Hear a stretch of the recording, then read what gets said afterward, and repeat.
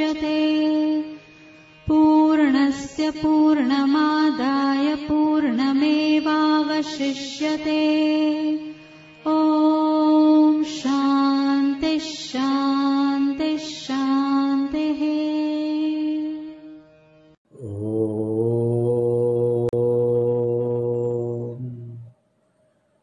ध्याये नित्यं महेशं रजतगिरिनिभं चारुचन्द्रावतंसं रत्नाकल्पोज्ज्वलांगं परशुमृगवरा भीतिहस्तं प्रसन्नम् पद्मासीनं समन्तात् स्तुतममरगणैर्व्याघ्रकृतिं वसानं विश्वाद्यं विश्ववन्द्यं निखिलभयहरं पञ्चवक्त्रं त्रिनेत्रम् योऽन्तः प्रविश्य मम वाचमिमां प्रसुप्तां सञ्जीवयत्यखिलशक्तिधर स्वधाम्ना। अन्यांश्च हस्तचरण श्रवणत्वगादीन् प्राणान्नमो भगवते पुरुषाय तुभ्यम्। मम न भजन शक्तिः पादयोस्ते न रक्तिः न च विषय विरक्तिः ध्यानयोगेन शक्तिः। इति मनसि सदाहं चिन्तयन् आद्यशक्तिः रुचिरवचन पुष्पैः अर्चनं संचिनोमि।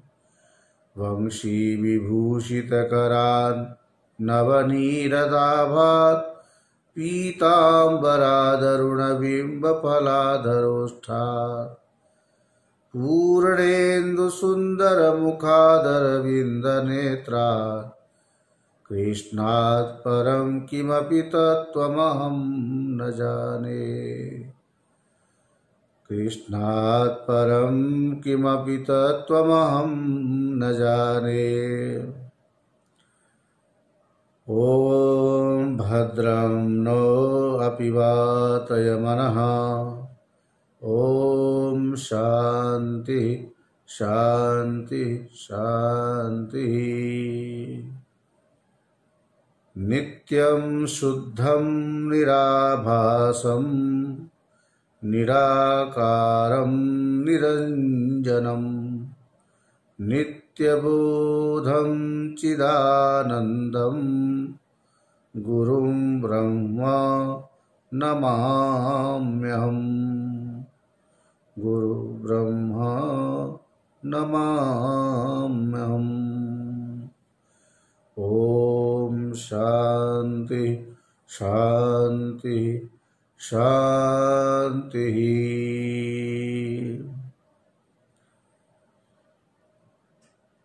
चन्द्रशेखर चन्द्रशेखर चन्द्रशेखर पाहि मां। चन्द्रशेखर चन्द्रशेखर चन्द्रशेखर पाहि मां। चन्द्रशेखर चन्द्रशेखर चन्द्रशेखर रक्ष मां। चन्द्रशेखर चन्द्रशेखर चन्द्रशेखर रक्ष मां। कृष्ण केशव कृष्ण केशव कृष्ण केशव पाहि मां। कृष्ण केशव कृष्ण केशव कृष्ण केशव रक्ष मां। राम राघव राम राघव राम राघव रक्ष माम् राम राघव राम राघव राम राघव रक्ष माम् श्याम माधव श्याम माधव श्याम माधव पाहि माम् श्याम माधव श्याम माधव श्याम माधव पाहि माम् चंद्रशेखर चंद्रशेखर चंद्रशेखर पाहि माम् चंद्रशेखर चंद्रशेखर चंद्रशेखर रक्ष माम् चंद्रशेखर चंद्रशेखर चंद्रशेखर रक्ष माम् चंद्रशेखर चंद्रशेखर चंद्रशेखर पाहि माम् चंद्रशेखर पाहि माम् चंद्रशेखर रक्ष माम्। प्रेम से बोलिए बाबुलनाथ महादेव की जय। श्री काशी विश्वनाथ महादेव की जय। आनंद कंद श्री कृष्णचंद्र भगवान की जय। सियावर रामचंद्र भगवान की जय। पवन सुत हनुमान की जय। जगज्जननी शक्ति स्वरूपा अम्बे मात की जय। ओम नमः पार्वती पते हर हर महादेव।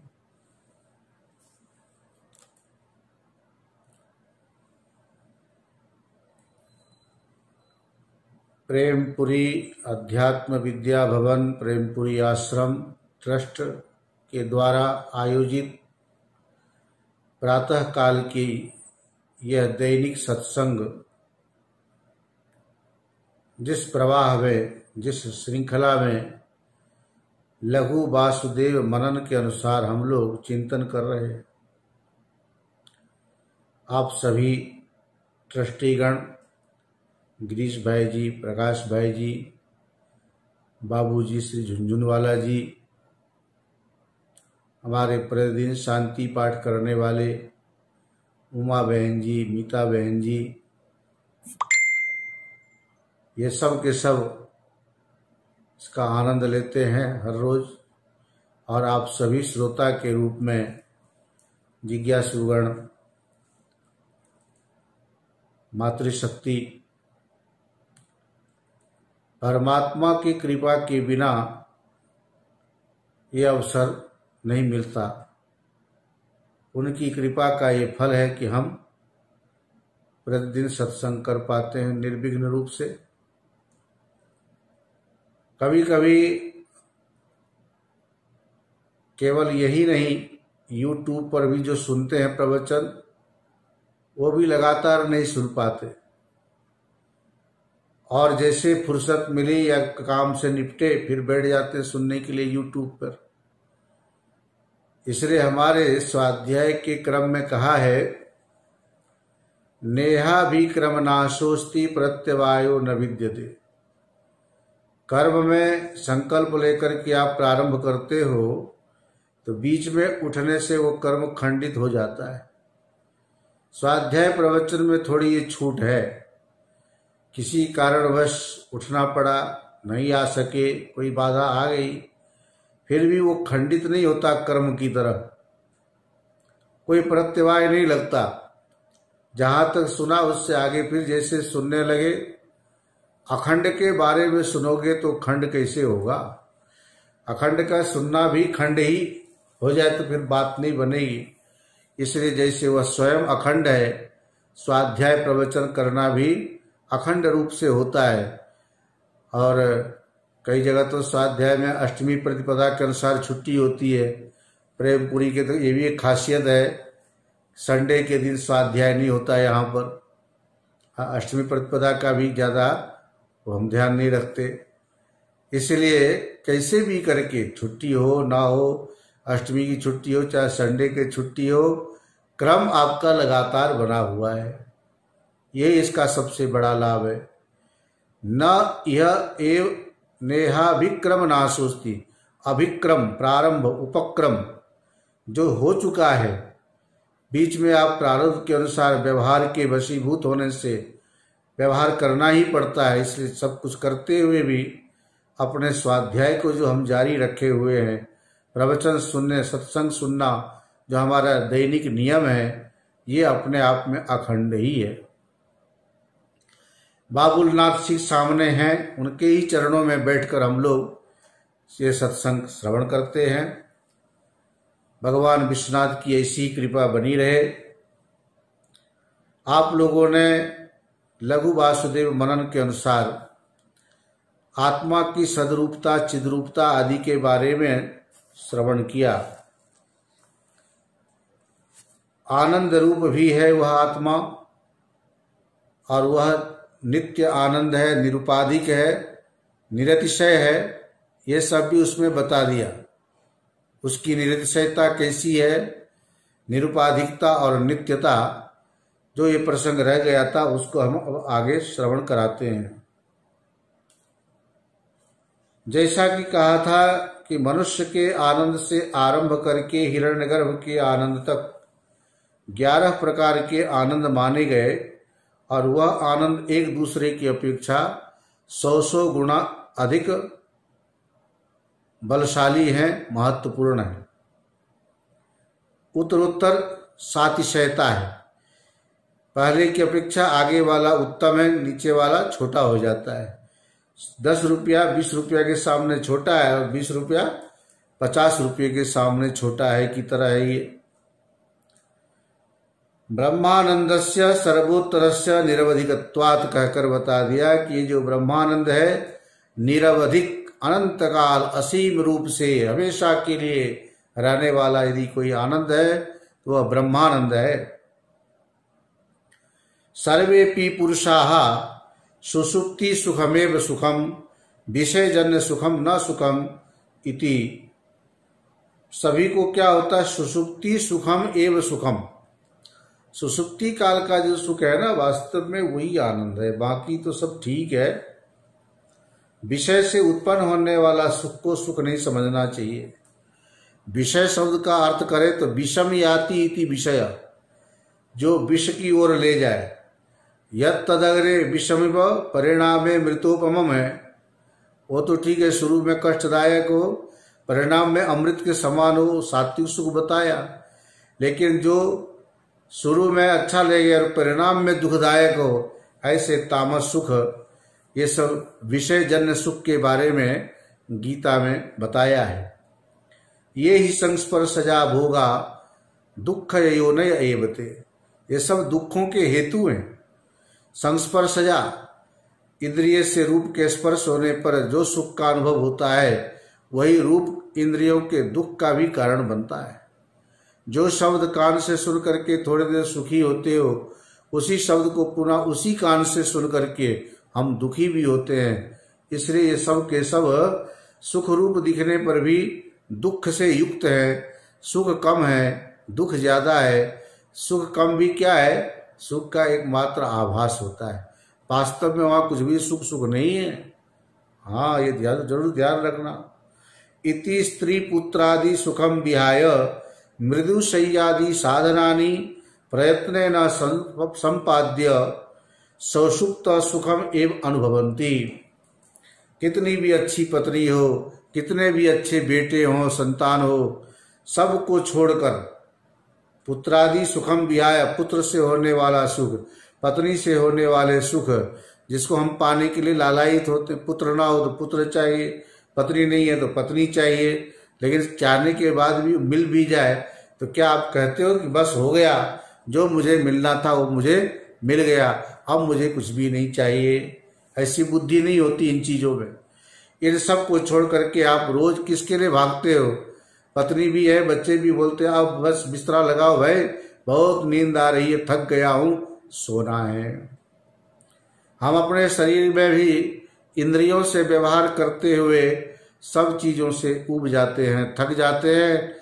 एक चीज ऐसी है जिससे आज तक न कोई थका, न कभी उबाऊपन आया। क्या चीज है वो? वह है मैं, अहम। मैं हूं, मैं बीमार हूं, मैं स्वस्थ हूं, मैं आ रहा हूं, मैं जा रहा हूं, मैं यहाँ था, मैं वहां जाऊंगा।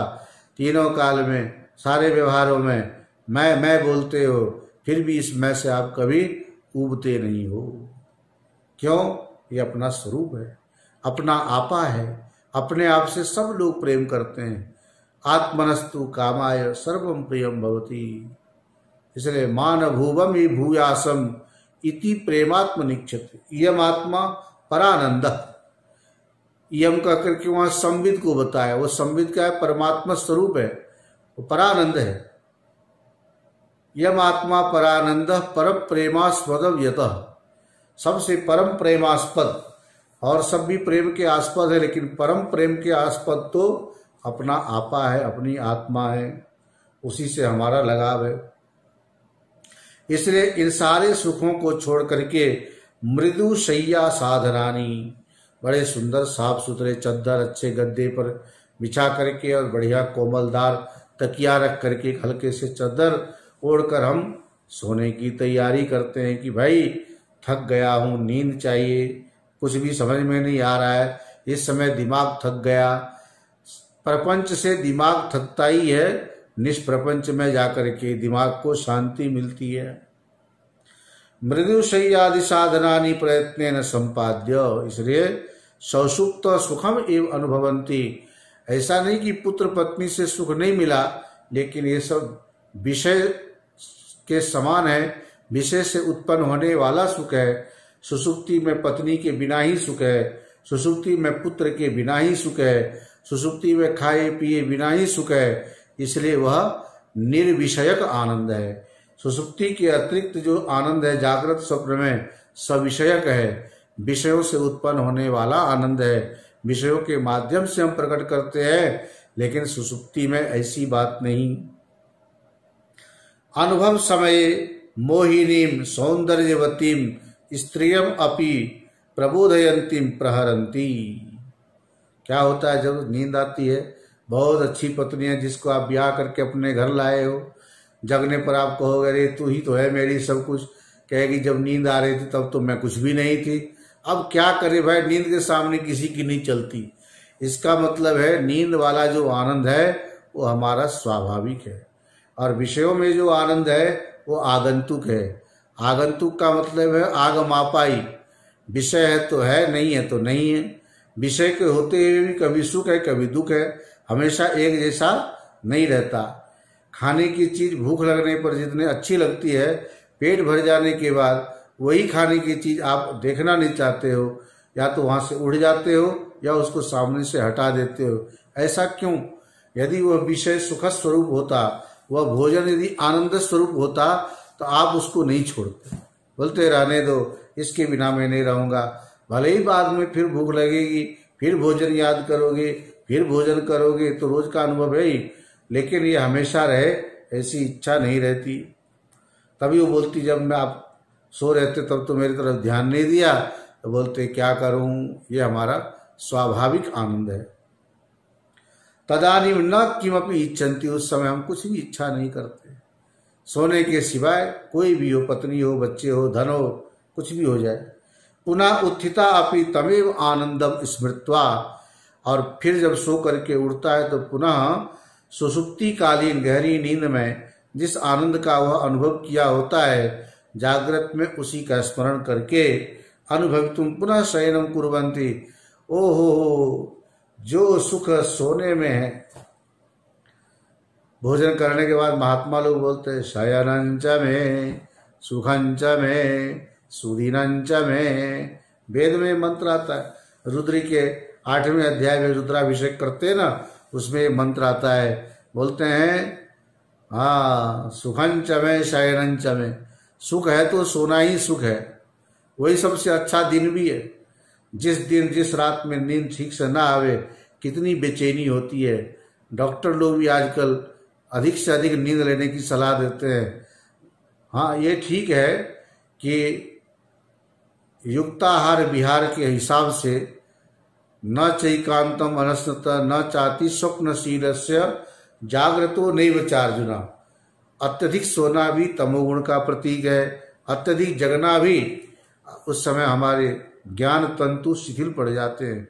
उसको रिचार्ज करने के लिए हमें मोबाइल के चार्जर की तरह सॉकेट में जैसे हम प्लग में लगा देते हैं चार्जिंग पॉइंट को, उसी प्रकार से बिस्तरा रूपी चार्जर में जाके ये बॉडी जब लग जाता है फुल चार्ज होकर के, हाँ सवेरे उठते हो तरोताजा होके और फिर प्रपंच में लग जाते हो। निष्प्रपंच से मिलने के बाद प्रपंच में खेलना चाहिए। हम लोग निष्प्रपंच के बात को केवल याद करते हैं, भले ही रात्रि में फिर उसी में हम जाना चाहते हैं क्योंकि हमारा स्वरूप है, स्वभाव है। लेकिन जागृत अवस्था में प्रपंच में चले जाते हैं, अच्छा लगता है, भूल जाते हैं सुसुप्ति कालीन सुख को। थोड़ा बहुत याद किया रहे, बड़ा आनंद आया, फिर प्रपंच सामने आते गए, निष्प्रपंच से हट गए, दिन भर प्रपंच में रहे, थक गए, फिर आप अपने उसी स्वरूप की खोज करते हो। इसलिए उठ करके जिस सुख को स्मरण करते हैं, याद करते हैं, उसी सुख को पुनः पाने के लिए हम रात्रि में शयन करते हैं। अतस्तस्य ससुप्तानंदस्य निरतिशयत्वम अस्ति इति एव अवेहि। इसलिए सुसुप्तिकालीन जो आनंद है वह निरतिशय आनंद है, ऐसा जानो। गुरु ने शिष्य को आत्मा की आनंद रूपता क्या है उसको बताया। अब कहते हैं वो निरतिशय है, निरुपाधिक है, ये बात तो हो गई। अब वह सुख नित्य भी है, आपने कहा वो कैसे?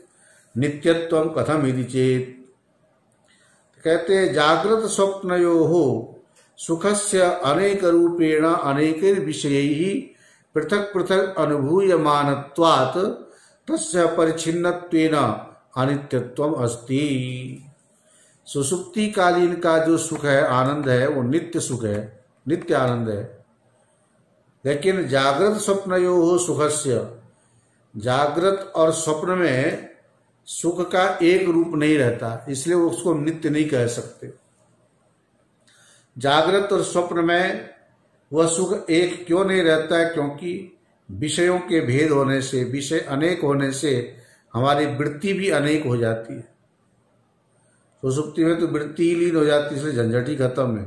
वहां वृत्ति बनती है केवल स्वरूपानंद की, इसलिए जागृत अवस्था में उसका स्मरण होता है। तो सुखस्य अनेक रूपेण अनेकैर विषयैः, अनेक रूप धारण करके अनेक विषयों के कारण पृथक पृथक अनुभूयमानत्वात्, अलग अलग विषयों के अनुभव होने के कारण तस्य परिच्छिन्नत्वेन अनित्यत्वम अस्ति। जो एक प्रचुर मात्रा में आनंदमय जो बोलते हैं ना, प्रचुर आनंद जो सुसुप्ति में है, जागृत अवस्था में विषय आदि के संपर्क होने से वह आनंद बिखर जाता है। सिमटने पर जैसा बड़ा ढेर दिखता है, वही ढेर फैल जाए, छितर जाए तो फिर थोड़ा थोड़ा दिखता है, छोटा दिखता है। तो सुसुप्ति कालीन जो आनंद का ढेर था, जागृत स्वप्न के हवा लगने पर, उसमें आने पर वह ढेर बिखर जाता है, फैल जाता है। इसलिए अपरिच्छिन्न होते हुए भी परिच्छिन्न की तरह दिखता है, बड़ा होते हुए छोटा दिखता है। इसलिए जागृत स्वप्न में हमारे मन की वृत्ति अनेक होने से आत्मा से हम उतने ही दूर हो जाते हैं। ये तो शास्त्र पढ़ते, सत्संग करते हैं, तब जाकर के वृत्ति बनाते हो, तब आपको अत्यंत समीप लगता होगा। अन्यथा जितने भी प्रपंच में लगे हुए लोग हैं, उनके लिए आत्मा हजारों किलोमीटर दूरी पर है। उसका कारण है कि हमारे मन में आत्म संबंधी वृत्ति बनती ही नहीं, अन्य वस्तु की वृत्ति बनती है। सुसुप्ति सुखम तो एक रूपम पूर्णम, सुसुप्ति में वह सुख एक रूप रहता है, इसलिए वो पूर्ण है। जागृत स्वप्न में वो अनेक रूप हो जाता है, इसलिए अपूर्ण सा हो जाता है, परिच्छिन्न सा हो जाता है। जन्यम च न भवति, जागृत स्वप्न में विषय से उत्पन्न होने वाला सुख है, सुषुप्ति में विषय से उत्पन्न होने वाला सुख न होने के कारण ही उसको नित्य सुख भी कह दिया। तो यही उसकी नित्यता है। इस प्रकार से जन्यम च न भवति अतो नित्यम। नित्यम चेत् जागृत स्वप्नयोः अपि अनुभवितव्यम। जब वह नित्य है तो जागृत और स्वप्न में उस नित्यता का अनुभव क्यों नहीं होता? क्या कारण है? जो ब्रह्मानंद है, जो हमारा अपना स्वरूप है, वो क्यों नहीं होता है? तथा ना अनुभूयते इति चेत, यदि वो नित्य है तो अनुभव होना चाहिए, यदि अनित्य है तो अनुभव नहीं होना चाहिए। फिर अनित्य तो है नहीं, नित्य कहते तो अनुभव क्यों नहीं होता? जागृत स्वप्नयो अपि तत्सुखम अस्तेव। सुषुप्ति काल में जो सुख है वो जागृत स्वप्न में भी है, लेकिन वृत्ति विशेष आवृतम सन अनुभूयते। जागृत स्वप्न काल में वृत्ति विशेष के द्वारा आवृत हो जाने से, ढक जाने से, ढके हुए होने के कारण वह होते हुए भी उसका अनुभव नहीं होता। उसमें ये सब उदाहरण देते हैं, जैसे कारणभूतम आनंदम कार्य रूपा अंतःकरण वृत्तय कथम आवृण्वन्ति इति चेत। जब अंतःकरण की वृत्तियां उस कारण आनंद से ही प्रकट होती है, तो वो वृत्तियां कार्य होकर के अपने कारण को कैसे ढक सकती है? ये कैसे हो सकता है? तो कहते हैं आदित्यम मेघवत, अग्निम धूमवत, रज्जुम सर्पवत, ब्रह्मानंदम अपि अंतःकरण वृत्तयः कार्यभूता अपि आवृण्वन्ति। ये ब्रह्मानंद अंतःकरण के वृत्तियों द्वारा ठीक उसी प्रकार से आवृत हो जाता है, ढक दिया जाता है, जैसे कहा आदित्यम मेघवत। आदित्य को किसने ढक दिया? मेघ ने, बादल ने। बादल के द्वारा आदित्य जिस तरह से ढक दिया जाता है, आदित्य से ही उत्पन्न होने वाला बादल जो उसका कार्य है, अपने कारण रूपी आदित्य को, सूर्य को ढक देता है। अग्निम धूमवत, अग्नि कारण है, धुआं उसका कार्य है, लेकिन अपने कारण अग्नि को धुआं भी ढक देता है। रस्सी से उत्पन्न होने वाला सर्प, उस सर्प से रस्सी आवृत हो जाती है, ढक दी जाती है। इसलिए सांप तो दिखता है, लेकिन जिसमें सांप दिख रहा है वो हमें नहीं दिखता। ब्रह्मानंदम अभी, ये पूरा संसार क्या है? उसी अधिष्ठान में ये सारा खेल हो रहा है, सारी लीला हो रही है। फिर भी हम लोग संसार को देख करके मोहित हो रहे हैं। इसको प्रकट करने के लिए शास्त्र में अन्य उदाहरण भी देते हैं। आचार्य शंकर ने कहा ब्रह्मानंद निधि महाबलवता अहंकार घोराहिना संवेष्ट्यात्मनि रक्षते गुणमयैः चंडैस्त्रिभिर्मस्तकै विज्ञानाख्य महासिनादिति मता विच्छिद्य शीर्षत्रयम् निर्मूल्या हिमिमं निधिं सुखकरं धीरोनुभोक्तुं क्षमा। इस आनंद का अनुभव, इसका उपभोग करने के लिए हमें कैसा होना पड़ेगा? जो धीर लोग हैं, विवेकी लोग हैं, वही इस आनंद को उपभोग करने में सामर्थ्यवान होते हैं, कुशल हो पाते हैं। सबके वश की बात नहीं है। उस आनंद निधि खजाने के ऊपर सब है बैठे हुए, लेकिन पता नहीं हमारे नीचे खजाना पड़ा है, उसी के ऊपर मैं बैठा हूँ, ये मालूम नहीं होता। ब्रह्मानंद निधि महाबलवता अहंकार घोरा अहिना। ये जो ब्रह्मानंद की जो निधि खजाना है, जितना बड़ा माल होता है, 1000 रुपये को थैला में संभाल करने के लिए आप 500 या 2000 के ताला थोड़े लगाओगे। यदि 5-10 हज़ार का ताला लगाओगे तो 5-10 लाख करोड़ भी होना चाहिए ना उसमें, तो वहाँ 5-10 हज़ार के ताला का महत्व नहीं रहता, बल्कि हमें करोड़ों की संपत्ति की रक्षा करने के लिए 150 रुपये वाले ताला लगाएंगे, जल्दी कोई तोड़ देगा, इसलिए ऐसा ताला लगा जो जल्दी कोई तोड़ ना सके। ताला भी वैसा ही चाहिए, जैसा धन है उसकी रक्षा करने के लिए। भिंडी काटने के लिए कुल्हाड़ी की जरूरत नहीं पड़ती है, और लकड़ी हम चाकू से काट नहीं सकते। ठीक इसी प्रकार से इतने जबरदस्त दुनिया के खजानों की रक्षा के लिए हम लोग बहुत तत्पर रहते हैं, लेकिन सबसे बड़ा जो आनंद का खजाना है, इसकी भी रक्षा करने के लिए परमात्मा ने सिस्टम बनाया है। उस ब्रह्मानंद खजाने के ऊपर महाबलवान जो बैठा है, इस आनंद निधि तक हमें जाने नहीं दे रहा है, उस खजाने तक हम पहुंच नहीं पा रहे हैं। इसमें क्या कारण है? तो बोलते हैं अहंकार घोरा अहिना। ये जो अहंकार रूपी सांप है ना, सांप, वो बैठा है इसके ऊपर। जहां धन हो और वहां सांप यदि हो तो कोई भी जाने में डरेगा। बड़ा बलवान है। अन्य छोटे मोटे चौकीदार हो तो उसको कोई भी झटका देके उसके पास पहुंच जाए। हम लोगों के जीवन में अन्य चीजों में सब में सरलता दिखाई देती है, लेकिन ये अहंकार शिथिल नहीं पड़ता, ये जल्दी नहीं छूटता, इसलिए अपने अंदर के आनंद का हम अनुभव नहीं कर पाते। ईर्ष्या में, राग देश में पड़े रहते, अपने अहंकार में जलते रहते। वो मेरे पास आए, मैं उसके पास क्यों जाऊं? वह मुझसे मिलने आया था, मैं उससे क्यों मिलने जाऊं? जिसको आना हो वे वो हमारे पास आए, हम किसी के पास क्यों जाएं? हूँ करूँ ये ज अज्ञान छे। सबको लगता है मैं करता हूँ, मैं हूँ, मैं न हूँ तो ये नहीं होगा, मेरे द्वारा ही सब कुछ होता है, ऐसा हम लोग बोलते हैं। ये अहंकार है।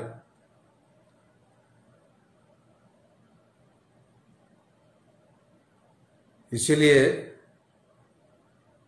अहंकार के स्वरूप में बताया कि जानामि धर्मम न च मे प्रवृत्ति, जानाम्य धर्मम न च मे निवृत्ति, केनापि देवेन हृदय स्थितेन यथा नियुक्तोऽस्मि तथा करोमि। ये तो धर्म और अधर्म की प्रवृत्ति निवृत्ति में अंतर्यामी हमें जैसे नियुक्त करते हैं वैसा करते हैं। लेकिन लोगों को भ्रम क्या होता है? अहम करोमीति वृथाभिमान स्वकर्म सूत्रे ग्रहितो हि लोका। अहम करोमी इति वृथा अभिमान, ये व्यर्थ का लोग अभिमान करते हैं। सब के सब अपने कर्म सूत्र से बंधे हैं। जैसा जिसको प्रवृत्त कराना है परमेश्वर उसके द्वारा वैसा करवा लेते हैं। फिर भी हम अपने अहम को लेके बैठे हैं। जाति का अभिमान, वर्ण का अभिमान, आश्रम का अभिमान, धन का अभिमान, पद का अभिमान, रूप का अभिमान, मनुष्य हूँ इसका अभिमान, स्त्री हूँ, पुरुष हूँ, ये सब जो अभिमान है ना, इसी वजह से हम सब एक हैं, परमात्मा के ही अंश से उत्पन्न हुए हैं। फिर भी हमें अनेक सा लग रहा है।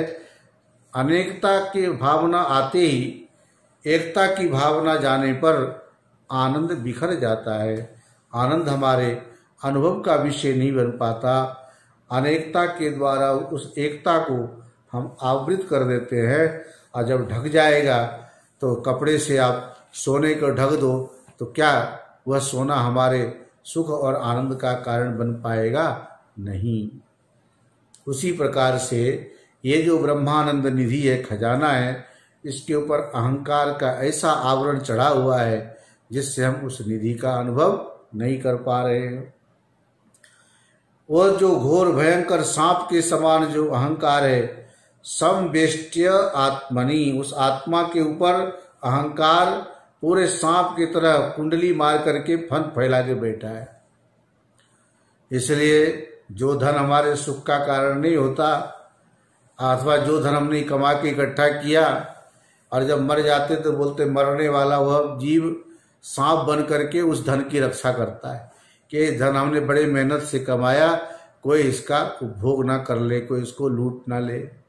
हाँ, सांप के समान धन माना गया। धन वाला सर्प योनि में जाता, ऐसा बताया। संवेष्ट्यात्मनि रक्षते गुणमयीश चंडे स्त्रीभिर्मस्तकैः। एक फन वाला सांप होता तो बात समझ में आती है। ये अहंकार रूपी सांप के तो तीन तीन फन है। ये जो फन है उसके ऊपर ये तीन फन है। तीन गुणों के आधार पर सात्विक अहंकार, राजस अहंकार और तामस अहंकार रूपी ये तीन फन फैला करके उस ब्रह्मानंद निधि खजाने के ऊपर बैठा है। संवेष्ट्यात्मनिरक्षते गुणमयेश चंडे स्त्रिभिर्मस्तकै विज्ञानाख्य महासेनादिति मता विच्छिद्य शीर्षत्रयम्। उस तीन फन वाला जो सांप है उसको काटने के लिए हमारे पास क्या होना चाहिए? भयंकर तलवार होनी चाहिए। एक फन काट दोगे दो रह जाएगा तो भी बात नहीं बनेगी। तीनों को एक साथ काटने के लिए उस तलवार को बहुत तेज धार वाला बनाना पड़ेगा। धारदार तलवार होगी, उससे आप आसानी से उसको काट लोगे। हथियार पड़ा है, पड़े पड़े भी खराब हो जाते हैं। अब ये हथियार क्या है? तलवार। श्रवण मनन निधिध्यासन के द्वारा बार बार आप नित्य अनित्य आदि का विवेचन करते हो।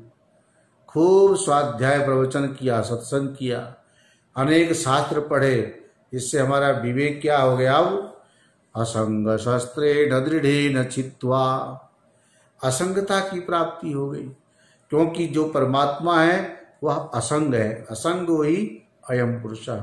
उस असंग को पाने के लिए हमारे अंदर भी असंगता होनी चाहिए, तभी तो हम उसको प्राप्त कर पाएंगे। इसके लिए श्रवण मनन निधिध्यासन, एक जगह हमने पढ़ा था, कितने भी तप कर लो, ध्यान कर लो, साधना कर लो, इन सारी चीजों का यदि कोई फल है तो वह है अनासक्ति का भाव। इन सब को करते हुए भी यदि आसक्ति नहीं छोड़ पाए, अनासक्ति भाव नहीं ला पाए, तो सारे साधन बेकार हो जाते हैं। और ये इन सारे साधनों की सफलता की चाबी कुंजी है, वह है वैराग्य भाव धारण करना, अनासक्ति का भाव धारण करना। कर्म करो वह भी अनासक्त होकर के, उपासना करो अनासक्त होकर के। जब ये अनासक्त का भाव दृढ़ होगा तो ज्ञान में प्रवेश स्वतः हो जाता है। असक्त बुद्धि सर्वत्र, अपने बुद्धि को सर्वत्र असक्त कर लो, कहीं पर भी उसको चिपकाओ मत, लगाओ मत, ऐसा होना चाहिए। अभी हम लोगों से ऐसा होता है क्या? हमने सब कुछ छोड़ दिया, बोलते हैं केवल, कहाँ छोड़ पाते हैं। और मन से छोड़ना होता, अंतस्त्यागो बहिस्त्यागो कहा है। बाहर से त्यागना, जो चीज हमारे हाथ में नहीं है अथवा जिसको हमने नहीं पकड़ा है वो भी छूटा हुआ ही दिखता है, लेकिन छूटा हुआ होने पर भी हम चित्त से यदि लगाव रखते हैं उसमें तो पकड़ा हुआ ही माना जाएगा। हम लोग वास्तव में जकड़े हुए, पकड़े हुए, बंधे हुए। अच्छा, इसलिए वो उदाहरण देते हैं ना, ये जो जानवर आदि हैं, पशु, खूंटे में इनको आप रस्सी से बांधते हो, जिसमें बांधते हो वो भी दिखता है, जिसको बांधते हो वो भी दिखता है, जिसके द्वारा बांधते हो वो भी दिखता है। खूंटा है जिसमें बांधा आपने वो भी दिखा, रस्सी से बांध दिया, रस्सी भी दिख रही है, और जो बांधा गया है गधा, पशु, बैल आदि वो भी दिख रहा है। यहाँ पर हम तो दिख रहे हैं, लेकिन हम किसमें बंधे वो नहीं दिख रहा है। किससे बांधा है, किसको बांधा है, या कुछ भी नहीं दिख रहा है।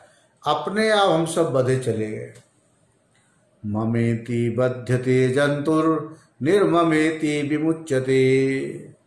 मम मम, मेरा मेरा बोलते हो, इसके ऊपर हमने पहले भी सुनाया था, और वेदांत में घुमा फिरा के सब प्रसंग आता रहता है। इसलिए ये हमें मोह में डाल देते हैं, हम चिंतन नहीं कर पाते, विवेक नहीं कर पाते। मम इति बध्यते जंतु, जैसे आपने ममत्व जोड़ा, हाँ, मामात्मा पर देहेशु, देह आदमी में जो ममत्व बुद्धि है वही भगवान से द्वेष करने वाले होते हैं, परमात्मा से वो दूर हो जाते हैं। मामात्मा पर देहेशु, तो ये जो ममात्मा है, ममत्वा है, हाँ, दूसरे देह में, अर्थात अनात्मा में, अनात्मा को अपने देह मानना, अथवा देह रूपी अनात्मा को अपने आत्मा मानना, एक तरह से ये हमारे अज्ञान का लक्षण है, अज्ञान का स्वरूप बताया। इसलिए मम इति बध्यते, मेरा मेरा बोलने वाला बध जाता है।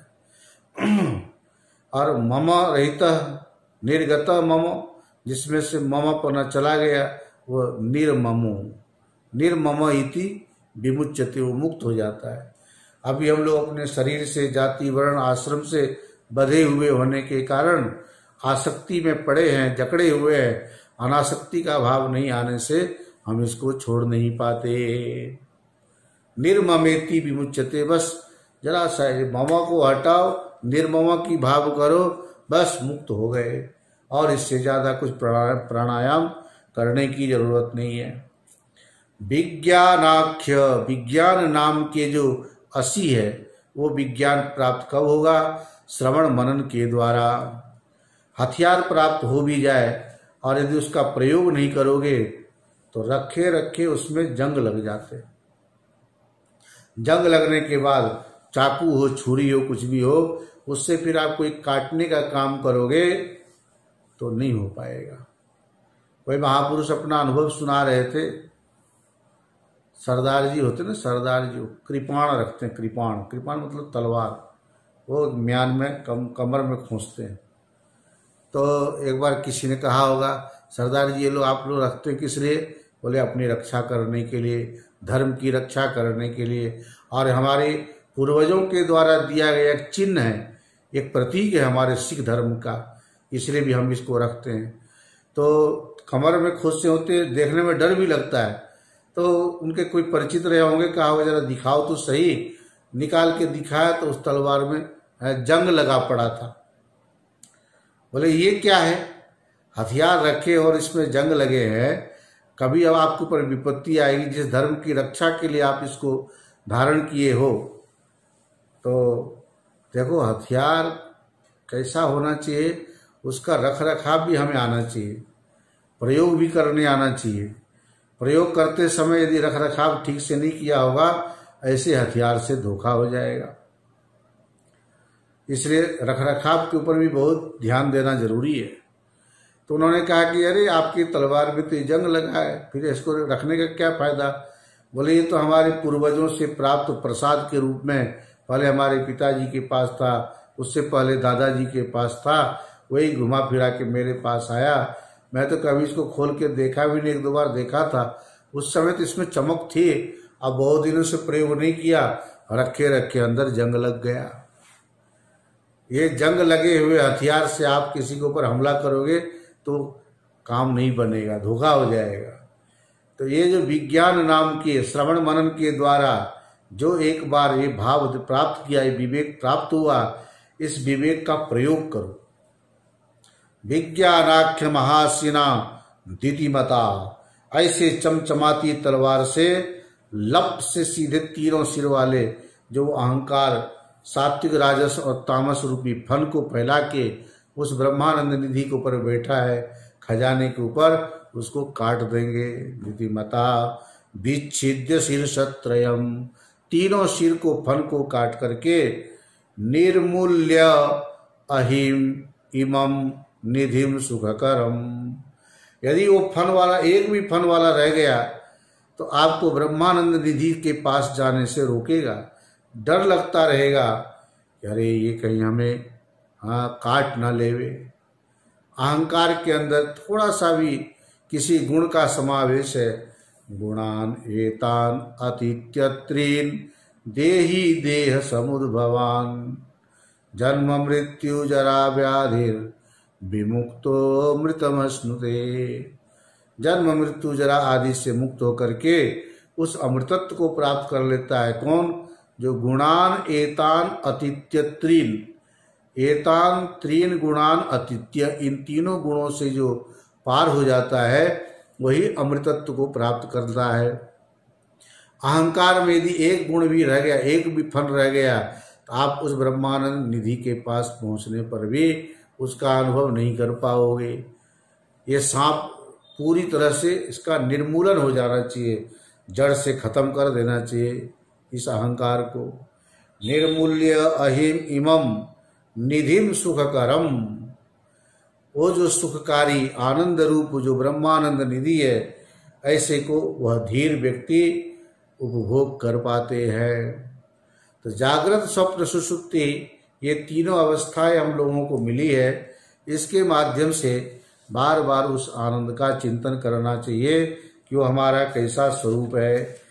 तो ये जो सच्चिदानंद रूप परमात्मा जिसके बारे में आप लघु वासुदेव मनन के आधार पर श्रवण कर रहे हो, जैसे धूम के द्वारा अग्नि आवृत हो जाती है और सूर्य बादल के द्वारा सूर्य आवृत हो जाते हैं, सर्प के द्वारा रस्सी आवृत हो जाती है, उसी प्रकार से हमारे मन में उठने वाली वृत्तियों ने उस ब्रह्मानंद को, अपना जो निजानंद है, स्वरूपानंद है, उसको आवृत कर रखा है। इसको अनावृत करना है।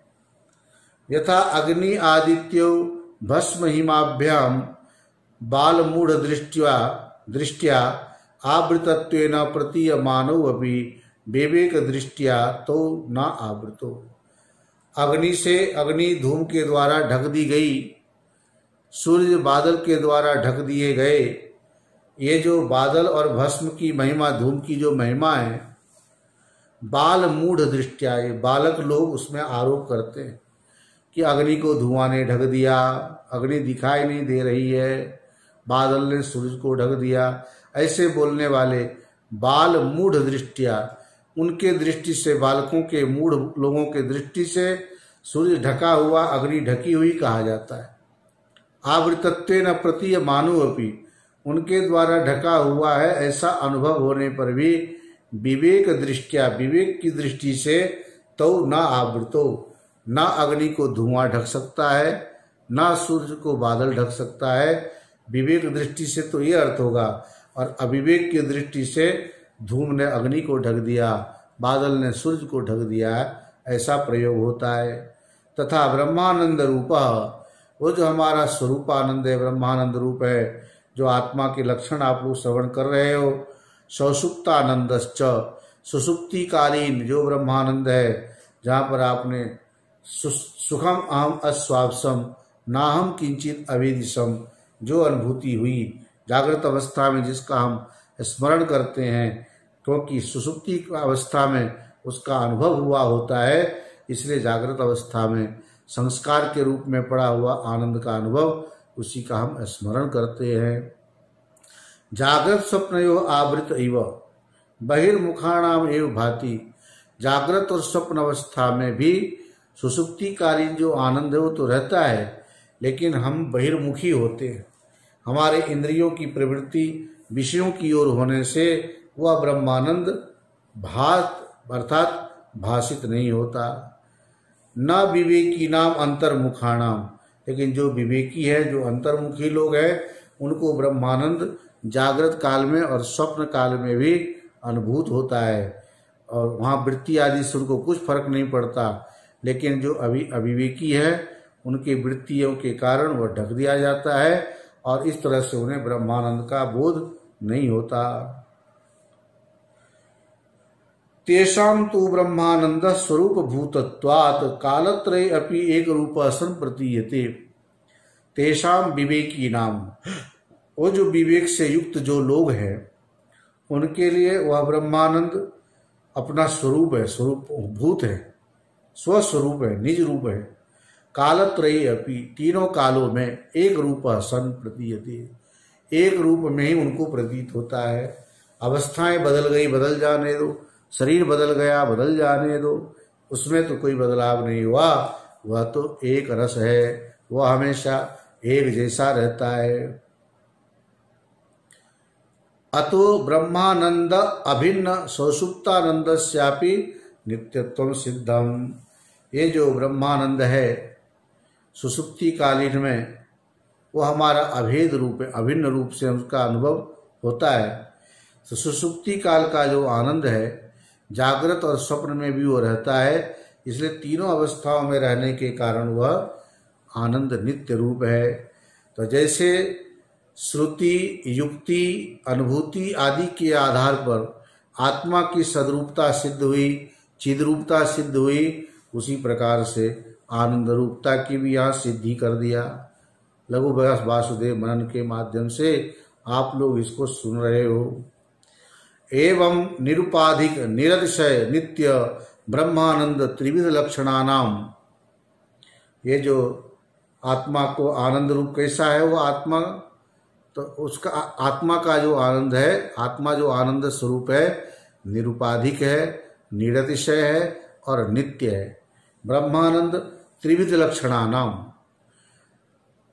अस्मासु अनुभूयमानत्वात्, हम लोगों के द्वारा ऐसा अनुभव होने के कारण अस्माकम आनंद स्वरूपम अस्ति, हम लोगों का जो स्वरूप है ना वो आनंद स्वरूप है। लोक में भी कभी आप उदास बैठो ना, लोग पूछते हैं क्या बात है, बड़े उदास होके बैठे हो, हंसोगे तो बोलते हंस क्यों रहे हो, आज बड़े प्रसन्न लग रहे हो। बोले अरे भाई मेरी प्रसन्नता में नजर मत लगाना। और प्रसन्न होने पर यदि कोई प्रश्न भी करे आप प्रसन्न क्यों हो, तो क्यों भाई मुंह लटकाऊं, क्या दुखी रहूं। प्रसन्न वदनम ध्यायेत सर्व विघ्नो बशांतये, भगवान आदि के हम उन्हीं मुद्राओं का ध्यान करना चाहते हैं जो हमेशा प्रसन्न मुद्रा में रहते हैं। प्रसादे सर्व दुःखानां हानिरस्योपजायते प्रसन्न चेतसो ह्याशु बुद्धि पर्यवतिष्ठते। अपने स्वरूप में जब हम स्थित हो जाते हैं वह आदमी हमेशा मस्त रहता है, चेहरे में ऐसी मुस्कान दिखाई देती है, ऐसी प्रसन्नता दिखाई देती है, बड़ा अच्छा लगता है, मन तो प्रसन्न हो जाता है। हाँ, इसलिए महापुरुषों के जैसे चंदन के पास सांप बिच्छू आदि हो, फिर भी वह चंदन अपनी सुगंधि, अपनी शीतलता का परित्याग नहीं करता। भगवान शंकर को देखो ना, हमेशा आनंद की मूर्ति बनाए, आनंद बन है, वो आनंद स्वरूप है। परिवार में उनके वहाँ क्लेश कलह नहीं, ऐसी बात नहीं है। शिव जी के वहाँ भी शनि महाराज भी गए, फिर भी शिव जी के आनंद में कोई बदलाव नहीं ला पाए।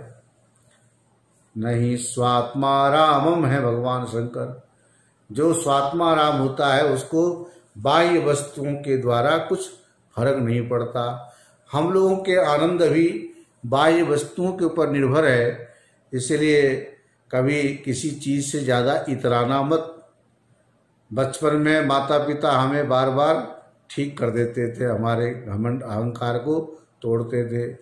जवानी में पत्नी आदि समाज के लोग आपके उस आनंद को तोड़ने की कोशिश करते हैं, अहंकार आदि आ जाए तो। और बुढ़ापे में तो आदमी जवानी के जितनी अकड़ होती है, बुढ़ापा में समझौता करना पड़ता है, वहाँ आप कुछ चलती नहीं है। कुछ बोलते भी है लोग, आपको शिकायत भी करते हैं, आप अपने बच्चों को समझाओ, बोलते हैं अब वो हमारी नहीं सुनते, अब तो हम उनके अनुसार चलते हैं, हम उनको अब कुछ कह नहीं सकते, ज़्यादा कहूँगा तो मुझे सुना देते हैं, मुझे डांट देते हैं, मैं अपना अपमान क्यों कराऊं।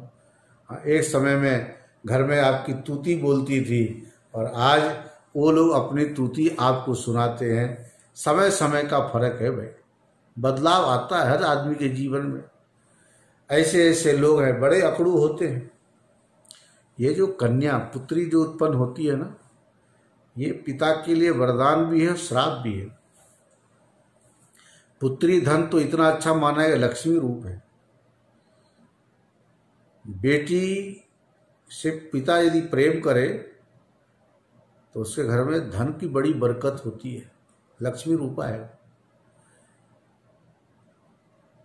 शुभ दृष्टि से बेटी से बढ़कर कोई धन नहीं है। और बेटी का विवाह करा दिया, दामाद अच्छा नहीं मिला, अब आपके ऊपर बड़ा धर्म संकट आता है। दामाद को दंडित कर नहीं सकते, ज्यादा दंडित करने की कोशिश करोगे तो क्या करोगे, बोले इसको उड़ा दो। उड़ा दोगे तो क्या होगा, आपकी बेटी विधवा हो जाएगी। संबंध हो गया ना उसका, आपने दामाद बनाया, अपने कन्या जिसको दान में दिया, जो दाता जिसको दान दिया उस वर राजा को आपने अपने से श्रेष्ठ मानकर ही अपनी कन्या आपने उसको दी, अब वो नालायक निकला, आपकी बेटी के साथ अच्छा बिहेव नहीं करता है, अब उसको दंड दोगे तो क्या दोगे? कड़क दंड उठाते हो, दंड देते हो तो बेटी विधवा हो जाती है। सामान्य से वो मानता है नहीं, वहां पर हम हार जाते हैं, अपनी कुछ भी नहीं चलती। अच्छे अच्छे लोगों का ये हाल देखते हैं, बहुत परेशानी होती है। ये बेटी आदि के माध्यम से भी जो दामाद हमें मिला, हमारे अहंकार को तोड़ने वाला अथवा हमें मजबूर करने वाला। दुनिया में इस प्रकार से गौण आत्मा से मिथ्या आत्मा में जो पीड़ा आदि होती है, इससे भी हमारे अहंकार के ऊपर चोट पड़ती है। बड़े डंके की चोट होती है, वो हम लोगों को मालूम नहीं पड़ता। कहने का मतलब ये है, जवानी के बाद बुढ़ापा में तो समझौता हम करते हैं, लेकिन जवानी में भी ऐसी कभी परिस्थिति आती है तो वहाँ हम कुछ नहीं कर पाते, हम मजबूर हो जाते हैं। क्या करोगे आप? दुनिया में हर आदमी का एक ऐसा समय आता है, समय हो तो बड़ा बलवान। इसलिए अभी स्वस्थ हो, शरीर अच्छा है, आंखों से दिखाई देता है, कानों से सुनाई देता है, इस समय आप अपने परिश्रम से, पुरुषार्थ से प्रेमपुरी आश्रम तक आ जाते हो, आराम से बैठते हो। और यदि आप नहीं भी आ पाते हो अपने आप, आपके बच्चे आपको गाड़ी में यहाँ गेट तक छोड़ जाते हैं, ये आपका कोई पुण्य है। वो बच्चे यदि मना भी कर दे, बहुत से लोग मना भी कर देते हैं, हम नहीं ले जाएंगे, हम नहीं छोड़ेंगे। अपने बच्चों के लिए उनके पास टाइम है, स्कूल छोड़ेंगे, स्कूल से लाएंगे, लेकिन माता पिता उनके लिए भार हो जाते हैं, बोलते हम ये सब क्यों करें, ये फालतू का काम मेरे पास नहीं है। बच्चों की सेवा करना उसके लिए कर्तव्य है, माता पिता की सेवा के लिए बोलता है ये फालतू का काम, मेरे पास टाइम नहीं है। समय समय की बात है, आप कभी उसका हाथ पकड़ के चलाते थे, आप भी उसको स्कूल छोड़ते थे, और आज आपकी बारी आई, प्रेमपुरी आने की इच्छा है, आपके बच्चे आपको नहीं छोड़ते। बस में आते हो, टैक्सी करके आते हो, ट्रेन में आते हो, पैदल आते हो, जैसे भी आते हो, आपके शरीर में सामर्थ्य जब तक है तब तक तो आपको इन धर्म कर्म से कोई रोक नहीं सकता है। नहीं तो देख ही रहे हो अवस्था की लाचारी का कितना फायदा उठाते घर परिवार वाले, समाज वाले, दुनिया वाले।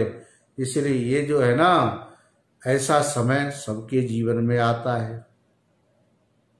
इसलिए जब मजबूत हैं, अभी आप कर सकते हो, इसी समय इसको पाने की कोशिश करो। दिनों दिन तो आदमी पराधीन होता ही चला जाता है। अस्मासु अनुभूयमानत्वात् अस्माकम आनंद स्वरूपम अस्ति। हम सब आनंद स्वरूप है। एवं सच्चिदानंद लक्षणस्य अस्मासु, ऐसा जो सच्चिदानंद रूप है आत्मा का, श्रुति युक्ति अनुभव सिद्धत्वात्, श्रुति के द्वारा विज्ञानम आनंदम ब्रह्म, आनंदो ब्रह्मेति व्यजानात्, ये श्रुति प्रमाण हो गया। युक्ति भी लगाए, अनुभव भी बता दिया, इन सब से क्या सिद्ध हुआ? आत्मा सच्चिदानंद रूप है। आत्मना सच्चिदानंद ब्रह्मत्वम सिद्धम इति अवेहि। गुरु शिष्य को कह रहे हैं, इस प्रकार से जो आत्मा की 4 प्रकार के लक्षण किया था, शरीरत्रय विलक्षण, तीनों शरीरों से जो विलक्षण है, तीनों अवस्थाओं का जो साक्षी है और 5 कोश से अतिरिक्त है, ऐसा सच्चिदानंद लक्षण वाला जो है उसको आत्मा कहते हैं।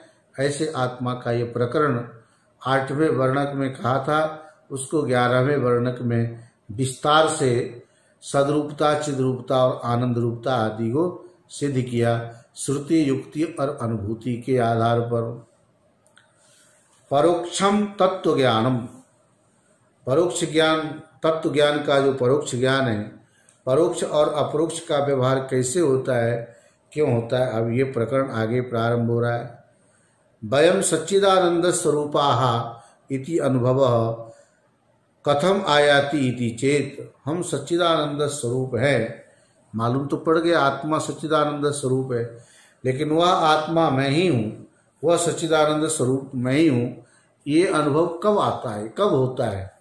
दूसरे के अनुभव सुन लिया, श्रुति के प्रमाण भी मालूम पड़ गया, युक्ति भी लगा लिया, लेकिन अब अपने आप को इसके साथ जोड़ना है।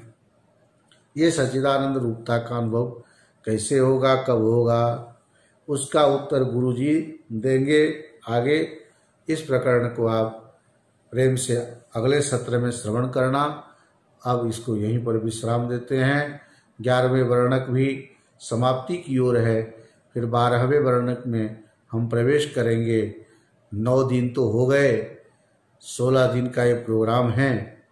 31 तारीख को ये पूरा होना है, तो इस बार लगता है कि ये लघु वासुदेव मनन पूरा हो जाएगा। फिर आगे बाबुलनाथ महादेव की जैसी कृपा होगी, उनकी जैसी इच्छा होगी, उसके अनुसार फिर देखा जाएगा। इस सत्र में लघु वासुदेव मनन जो है इसको हम पूर्ण करेंगे। 31 तारीख तक ये 12 वर्णक वाला लघु वासुदेव मनन पूरा हो जाएगा। ओम पूर्णमदः पूर्णमिदं पूर्णात् पूर्णमुदच्यते पूर्णस्य पूर्णमादाय पूर्णमेवावशिष्यते। ओम शांति शांति शांति।